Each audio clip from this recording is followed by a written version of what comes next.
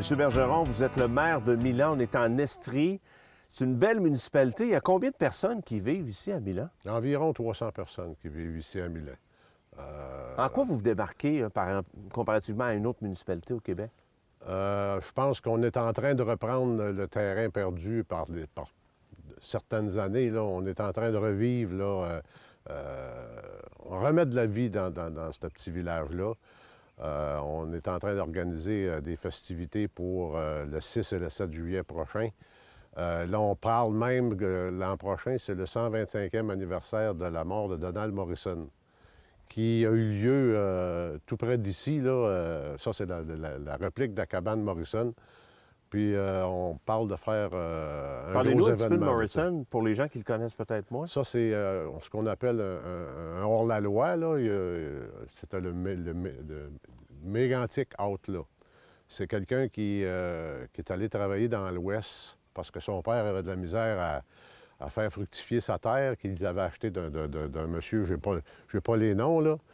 Puis il envoyait de l'argent régulièrement à son père pour que lui aille payer, puis c'est ça qui se faisait. Puis dans ce temps-là, une poignée de main, c'était une poignée de main. C'est un contrat. C'était un contrat, ça. C'était aussi bon qu'un contrat de notaire. Puis quand ça a été la fin pour dire, bon, OK, on fait le paiement final, bien, le monsieur, il dit, j'ai pas de reçu. J'ai pas de reçu de ça, j'ai pas d'écrit, tu m'as jamais rien donné. Fait que là, ça l'a viré mal. Là. Son fils est venu, tu essaies de le convaincre, comme il croit qu'il avait envoyé de l'argent, puis ça s'est jamais rendu. Puis fait que là, la chicane a pogné, puis il y a eu un feu qui a brûlé une grange de quelqu'un qui voulait acquérir la maison, en tout cas. Ça, c'est dans les années quoi? Ça, c'est alentour de 1850, alentour de ça, 1850, 1860. Là, dans les années 2000, bien, même là, je veux dire, ça avance. Là. Les gens, il y a des projets qui s'en viennent pour l'avenir. Donc, les gens vivent ici. Vous, ça fait une trentaine d'années que moi, vous êtes ici? je suis, pas résident permanent, j'ai un terrain ici depuis 1991, mais je suis résident permanent depuis 2011. Vous avez étudié ici, là? Comme enfant, j'ai étudié, on peut dire que j'allais à l'Université de Milan. Ça, c'est, mettons, notre rengaine. Là. Dans ce temps-là, c'était l'école primaire. Là. Puis on était 2 en troisième année, puis 3 en deuxième année, puis 4 en première année. C'était toute la même classe. Là. Fait que, Comme maire de Milan, qu'est-ce qui vous rend le plus fier? C'est ce qui s'en vient, finalement. Bien, c'est ce qui s'en... Puis le travail qui a été accompli jusqu'à date, là. Parce qu'on a reparti ça à partir de pas grand-chose, puis on a acquis des nouveaux... Il y a des nouvelles personnes qui sont greffées à ça, des nouvelles personnes qui sont venues s'installer ici, puis qui ont fait qu'il y a eu qui ont mis de la vie un peu là-dedans. Puis là, bien, on dirait que ça l'entraîne les autres, là. Il y en a d'autres qui commencent à s'intéresser, puis c'est ça qui est important. Puis aussi, je pense que ce qu'on a conservé, c'est... On fait des activités, on a installé un nouveau jeu pour les enfants, là. On va l'inaugurer en fin de semaine. C'est quelque chose c'est super beau. Je pense que vous allez aller visiter ça tout à l'heure, là. C'est super beau. Donc, c'est toutes des choses qui ont été faites sans même augmenter les taxes. Fait que c'est de l'argent qu'on avait disponible avant, puis que là, on a décidé de servir. Investir. Puis on a des rénovations en cours, puis on a des projets là, plein la tête. Et là, derrière nous, on va aller rejoindre Bernard dans quelques instants. Bernard travaille au développement. Qu'est-ce qu'il fait, en fait? Comité de développement, il est le directeur du comité de développement. C'est lui qui... Mettons que c'est une bouilloire à idées. Fait que, il y a des projets, puis c'est intéressant. Il y a du monde qui se greffe à lui pour l'aider, le soutenir là-dedans. Puis c'est d'ailleurs lui qui a mis en contact avec les messieurs d'Écosse, que je vous parlais de la délégation, là, qui viennent le 6 juillet pour faire le spectacle à Stornoway. Puis après ça, le 7, bien, on a le fondateur de Bottine Souriante, là, M. Yves Lambert, qui vient à Milan pour donner un spectacle. En tout cas, on espère qu'il va y avoir beaucoup de spectateurs présents à cet événement-là. On va aller rejoindre Bernard. Merci beaucoup de votre implication. Ça m'a fait plaisir. Puis on viendra vous voir, c'est certain, parce qu'on invite les gens à venir à Milan. Là. Exactement. Sur la route 214 entre Scottstown et Lac-Mégantic. Merveilleux. Merci beaucoup. Bien, c'est moi qui vous remercie. Bernard, monsieur le maire, vient de nous le dire, comité au développement de Milan. C'est un comité qui a vu le jour. De quelle façon, en fait? Comment ça a commencé? Bien, le comité a vu le jour. Je me suis présenté à la municipalité de Milan en tant que citoyen en disant que ça serait le fun de ramener des choses à Milan, surtout après la tragédie de Lac-Mégantic. Il y a des documents qui ont été perdus sur Donald Morrison, des choses comme ça. Fait qu'on a dit, on veut ramener l'histoire à Milan, où a eu lieu la capture de Donald Morrison ici, et l'enterrement à peu près à 4 km d'ici. Donc, l'histoire revient à Milan. La finalité s'est passée ici. On voulait ramener cette histoire-là à Milan. Donc, on m'a dit, ben oui, regarde si tu veux partir le comité de développement. Donc, on a parti le comité de développement pour aider justement au développement de Milan, aux commerces qui veulent s'implanter ici, puis ramener en vie notre village. Puis il y en a des commerces qui commencent en tranquillement pas vite à revenir ici. Un restaurant, d'ailleurs, là, qui vient de s'installer. Hein. Oui, le restaurant du Bon Temps qui vient de s'installer à Milan, ça fait à peu près un mois. On va le voir tantôt. Après ça, on a la Milanaise, qui est quand même gros. C'est reconnu jusqu'en Europe, partout à Montréal. La farine de la Milanaise, OK. qui est ici. Ben oui. C'est ça, la farine de la Milanaise, qui est assez bien connue dans la région. Après ça, on a Usinex, qui construit des maisons. Ça fait plusieurs années ici, qui est nos 2 gros commerces de Milan. Si on revient ici, c'est très touristique. C'est un endroit magnifique.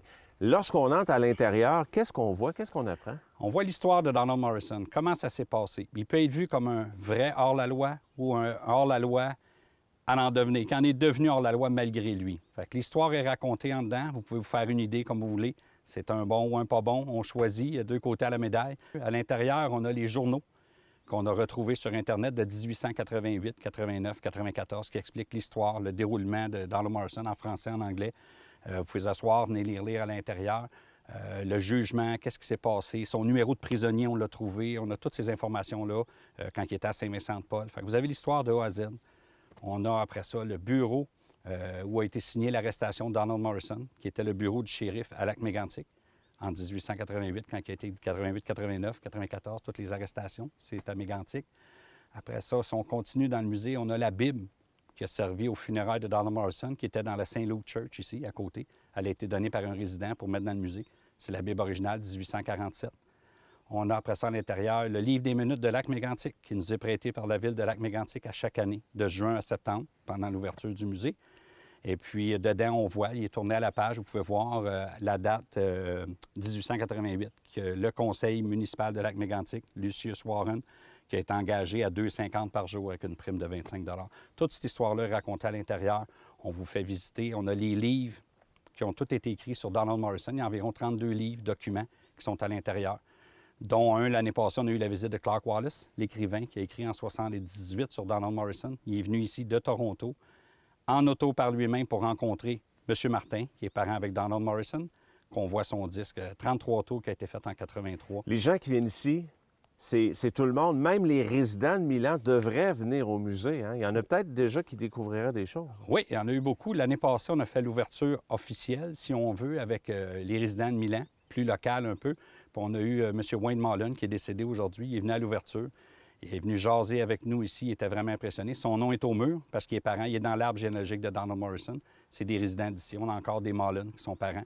On est en train... Ça prend combien de temps, excusez-moi? Combien de temps ça prend pour visiter? Visiter, on a à peu près 1 heure ou 2. À OK. peu près un bon 2 heures. On vérifie. Là, on est en train de faire un sentier pour emmener à la première résidence. Ça, c'est une réplique. À côté, on a dans le bois. On ne le dit pas exactement c'est où. On est en train de faire des recherches pour trouver exactement l'emplacement. On va avoir un petit sentier qui va aller là. On a la visite de la cabane Morrison, qui est une réplique en 1998. Elle est meublée en dedans. Vous pouvez voir qu'on a les meubles d'époque à l'intérieur.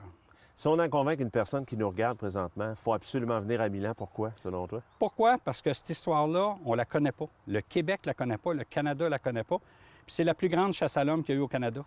C'est ici que ça s'est passé. Elle a duré 10 mois. Il était caché dans les résidences ici. On a le sentier des Écossais derrière moi, qu'on a l'affiche, qui explique justement les embûches des Écossais ici, dont l'histoire de Donald Morrison, qui est un Écossais aussi. Et puis, cette histoire-là est racontée au travers de tout ça. Il faut venir la voir, il faut la comprendre. Elle n'est pas expliquée à l'école. Pourtant, c'est au Québec.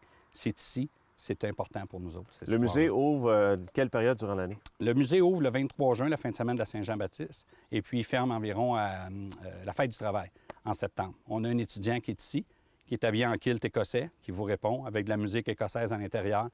On vous fait visiter l'intérieur. Les gens qui veulent découvrir Milan, on est en Estrie, mais si on positionne un petit peu, on prend l'autoroute et tout ça, les gens vous rejoignent de quelle façon? Il y a un site Internet? Oui, il y a un site Internet, muséemdm.ca, musée Donald Morrison.ca, français-anglais. Vous pouvez suivre les indications dessus. On est sur la route 214, comme le maire le disait tantôt, entre Scottstown, Nantes, Mégantic. Donc, les gens peuvent venir nous visiter. C'est facile à retrouver, oui, les annonces. Ici, à cette heure, on a Internet. parce qu'à Scotstown, il n'y a pas de réseau cellulaire. Donc, en arrivant ici, on a Internet, les cellulaires fonctionnent. Donc, vous avez accès au Balado Découverte. J'en ai pas parlé. Balado Découverte, c'est une application que vous pouvez downloader gratuitement. Et puis, vous avez accès au musée. Vous pouvez arriver ici, même si c'est après 5 heures, vous pouvez visiter virtuellement le musée, visiter le Sentier des Écossais, visiter nos vieux cimetières à 1 kilomètre dans le bois. Vous pouvez aller voir ça On avec vos viendra vous téléphones. voir. Bravo pour ce que vous faites, Bernard. Merci beaucoup. Merci.